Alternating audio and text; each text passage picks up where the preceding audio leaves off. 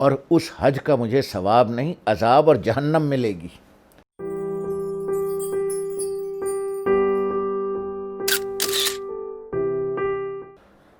تو میں بہت پریشان تھا کہ میرے والدین کی عمر بڑھ گئی ہے، ان کو حج کرانا چاہیے، ہم 6 بہن بھائی ہیں، تو میں بڑا ہوں تو میرا حق زیادہ ہے، لیکن میرے پاس تو پیسے ہی نہیں ہیں۔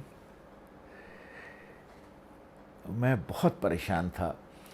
تو کسی صاحب نے کہا کہ ایسا ایسا، وہ جو وزیر اعظم صاحب کی طرف سے حج پہ جاتے ہیں لوگ، تو اتفاق سے وہ صاحب بڑے سیاسی تنظیم کے بڑے اہم آدمی ہیں، تو کہنے لگے اچھا میں آؤں گا۔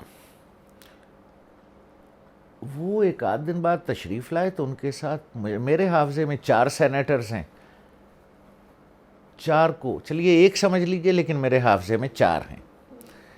تو سینیٹر صاحبان تشریف لے آئے اور گپ ہونے لگی، چائے وائے، حال احوال۔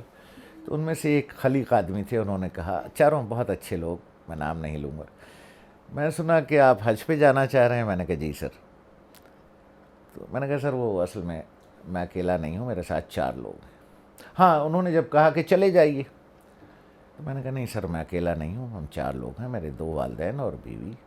تو پھر انہوں نے کہا کوئی مسئلہ نہیں ہے، چلے جائیے، وہ جو وی آئی پی فلائٹس جاتی ہیں انہوں نے مجھے بتایا کچھ چیک ویک کر کے کہ ٹھیک ہے سر کوئی مسئلہ نہیں۔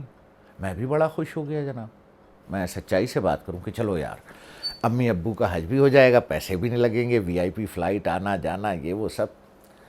اتنے میں چائے آ گئی، اور چائے چونکہ حلال پیسوں کی میرے گھر کی تھی، تو اس کا پہلا گھونٹ لیتے ہی میری عقل روشن ہو گئی۔ تو میں نے کہا کہ سر میں معذرت چاہتا ہوں، میں اس سال نہیں جا سکتا۔